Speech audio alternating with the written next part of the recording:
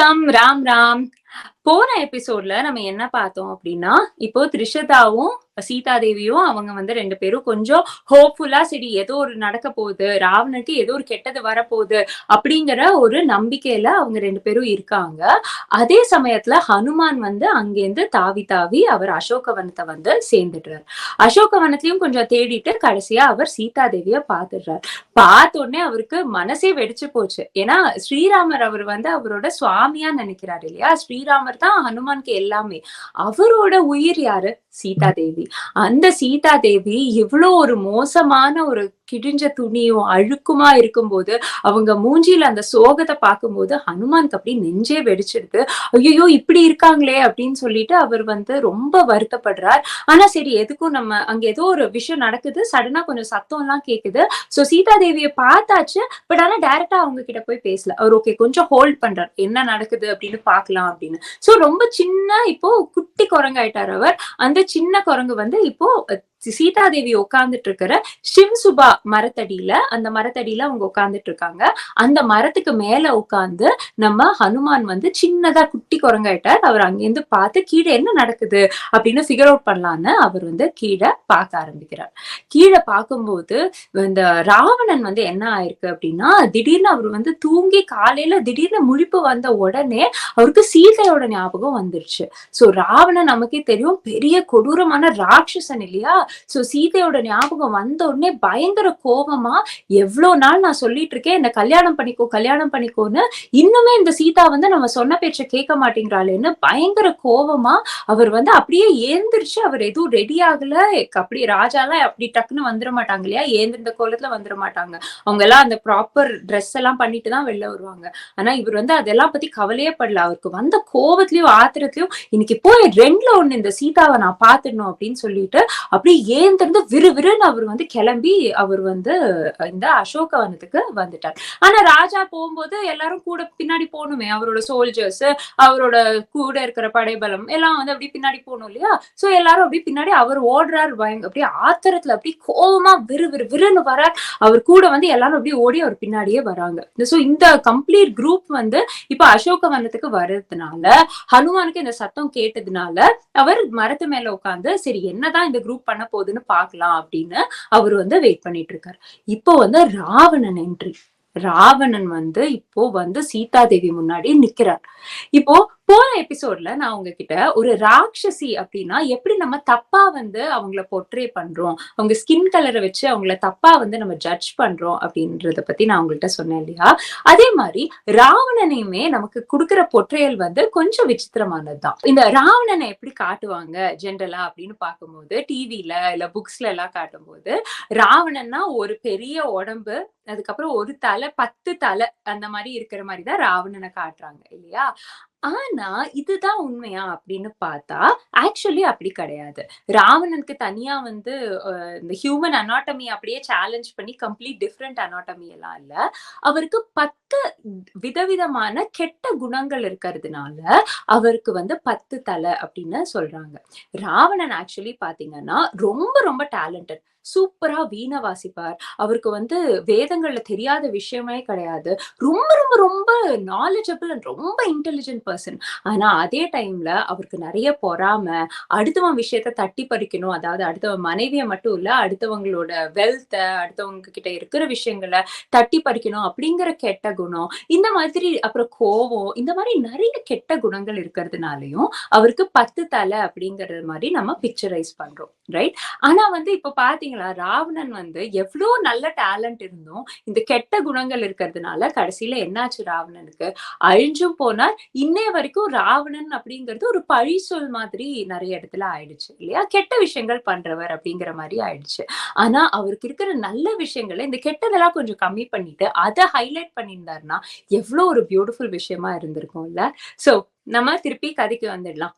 ராவணன் வந்து விறுவிறுன்னு வரார். சீதா தேவி முன்னாடி நிக்கிறார். நின்னு அவர் வந்து சீதா தேவி கிட்ட வந்து இங்க எவ்வளவு நாள் நான் வந்து காத்துட்டு இருக்கிறது, இப்ப நீ என்ன கல்யாணம் பண்ணிக்க போறியா இல்லையா அப்படின்னு அப்படியே அதிர்ந்து பேசுறார். பயங்கர ஒரு ஆக்ரோஷத்திலயும் மிரட்டுற தொனியிலும் அதிர்ந்து பேசுறார். சீதாதேவி வந்து என்ன பண்றாங்க அப்படின்னா, அவங்களுக்கும் வந்து ரொம்ப கோவம் வந்துருது.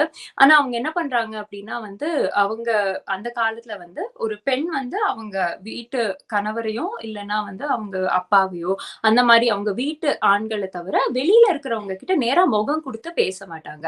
இந்த காலத்துல இதெல்லாம் நம்ம பண்றது இல்ல இல்லையா? இதெல்லாம் இப்போ இந்த காலத்துக்கு வந்து it is not something that even we would recommend. இந்த காலத்துல அதெல்லாம் வந்து தேவையில்லாத விஷயம். ஆனா அந்த காலத்துல அந்த மாதிரி அந்த பெண்களோட புரொடெக்ஷன்க்காக அந்த மாரி சில ரூல்ஸ் வச்சிருந்திருக்காங்க. சோ இவங்க என்ன பண்ணாங்க, கீழ இருந்து இருக்கிற ஒரு புல்ல எடுத்து, அந்த புல்ல பிச்சு, அந்த புல்ல வந்து தரையில போட்டுட்டு, அவங்க மூஞ்சிய பார்த்து பேசாம, அந்த புல்ல பார்த்து பேச ஆரம்பிச்சிருக்காங்க. புல்ல பார்த்து அவங்க என்ன சொல்றாங்க அப்டின்னா, "ராவணா, நீ வந்து என்ன பார்த்து கத்தாத. ஏன்னா நீ வந்து ஒரு தைரியமான ஆளெல்லாம் கிடையாது. ஒரு வீட்ல ஒரு பொண்ணு தனியா இருந்தப்போ அவள தூக்கிட்டு வந்தவன் தானே நீ. நீ ஒண்ணும் வந்து பெரிய போர்ல என்ன வந்து என்னோட ஹஸ்பண்ட டிஃபீட் பண்ணி அங்கேருந்தெல்லாம் என்ன கூட்டிட்டு வரல. நீ வந்து வீட்ல தனியா இருந்தவள தூக்கிட்டு வந்திருக்க. நீ என்னமோ பெரிய ரொம்ப தைரியசாலி மாதிரி எல்லாம் கத்தாத.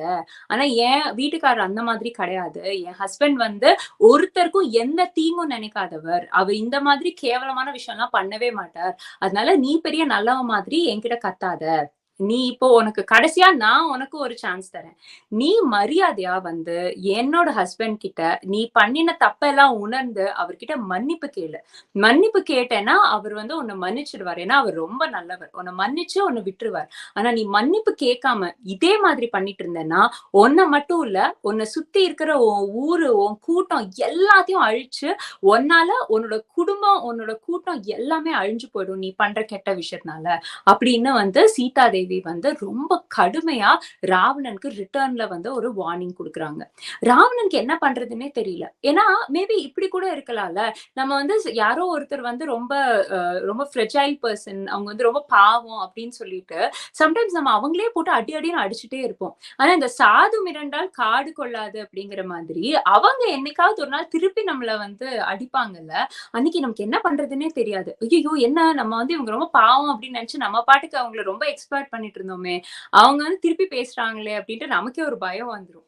அந்த மாதிரி ராவணன் வந்து சீதா தேவி வந்து ரொம்ப பாவம். அவங்க ஒரு அழுதுட்டே உட்கார்ந்துட்டு இருப்பா அப்படின்னு அவங்கள போட்டு வந்து எவ்ளோ டார்ச்சர் பண்ண முடியுமோ பண்ணும்போது, சடனா சீதா தேவிக்கு வந்து அந்த ஒரு ஃபியர்ஸா ஒரு அவங்க பதில் சொல்லும்போது, அவளுக்கு என்ன பண்றதுன்னே தெரியல. சரின்னு அப்படியே சுதாரிச்சுட்டு, ஓகே உனக்கு 2 மாசம் நான் டைம் தரேன். அதுக்குள்ள நீ மரியாதையா என்ன வந்து கல்யாணம் பண்ணிக்கிறதுக்கான ஒரு முடிவ எடு. இல்லன்னா அப்புறம் என்ன நடக்கும்னே தெரியாது. நான் உன்ன அப்படியே சாப்ட்டுருவேன் அப்படின்னு சொல்லிட்டு ராவணன் வந்து சொல்றார். இப்போ இப்போ வந்து சாப்பிடுறது அப்படின்னா இது நமக்கே தெரியும் இல்லையா? இந்த பார்பாரிக் ஆக்டிவிட்டீஸ் எல்லாம் நெறைய பழைய காலத்து ட்ரைபல் பீப்பிள் கிட்ட இருந்திருக்கு. இப்பவுமே சில ட்ரைப்ஸ்ல வந்து இது பிராக்டிஸ் பண்றதா சொல்றாங்க. பட் நமக்கு அத பத்தி இப்போ டீடைல்ஸ் லேட்டஸ்ட்டா இல்ல. பட் ஆனா வந்து இந்த ஒரு ஹேபிட் வந்து நெறைய ட்ரைபல் கம்யூனிட்டீஸ்ல இருந்திருக்கு இந்த பாஸ்ட். சோ வந்து அந்த மாதிரி அவர் வந்து ரொம்ப கோவமா கத்திட்டு, அதுக்கப்புறம் அவர் வந்து அங்க சுத்தி இருக்கிற ராட்சசிங்க, இவங்கள புரொடெக்ட் பண்றதுக்கு நெறைய பேர அவர் நாமினேட் பண்ணியிருக்காரு இல்லையா? அவங்க கிட்டலாம் சொல்றாரு. மரியாதையா அவள கன்வின்ஸ் பண்ணுங்க. எப்படியாவது அவள சம்மதிக்க வைங்க. என்ன கல்யாணம் பண்ணிக்கிறதுக்கு. இல்லன்னா அப்புறம் அவ்வளோதான் அப்படின்னு சொல்லிட்டு அவங்களையும் ஒரு அதட்டிட்டு அவர் வந்து கிளம்பி போயிடுறார். இப்போ என்ன ஆகுதுன்னா, இவர் கிளம்பி போனப்போ, இப்போ வந்து ஒரு பவர் டாக் அப்படின்னு சொல்லுவாங்கல்ல. இப்போ ஜெனரலா வந்து ஒரு ஆக்டர் வந்து அவரோட ஃபேன்ஸ் கிட்டயோ, இல்ல ஒரு பொலிட்டிக்கல் லீடர் அவரோட கேடர்ஸ் கிட்டயோ, இல்லன்னா வந்து ஈவன் நம்ம ஸ்கூல்ல வந்து இப்ப நம்மளோட ஹெட் மாஸ்டரோ யாராவது வந்து ஒரு கோச்சோ வந்து அவங்க கூட இருக்கிற ஸ்டூடண்ட்ஸ் கிட்ட, இல்ல அவங்களுக்கு கீழ இருக்கிறவங்க கிட்டலாம் ஒரு பிரெப் டாக் குடுப்பாங்க. கண்டிப்பா இத பண்ணுங்க. Come on you can do it அப்படிங்கிற மாரி ஒரு பிரெப் டாக் குடுத்தா ஒரு எனர்ஜியோட எல்லாரும் அப்படி சடனா வொர்க் பண்ண ஆரம்பிச்சுருவாங்கல்ல. அந்த மாதிரி இவரு பண்ணின அந்த அதட்டல்லயும், இவர் வந்து இவங்கள குடுத்த அந்த மிரட்டல்லயும், இந்த ராட்சசிங்கலாம் அப்படி பயங்கரமா ஆக்டிவேட் ஆயி, சீதா தேவிய போட்டு டார்ச்சர் பண்ண ஆரம்பிச்சுட்டாங்க.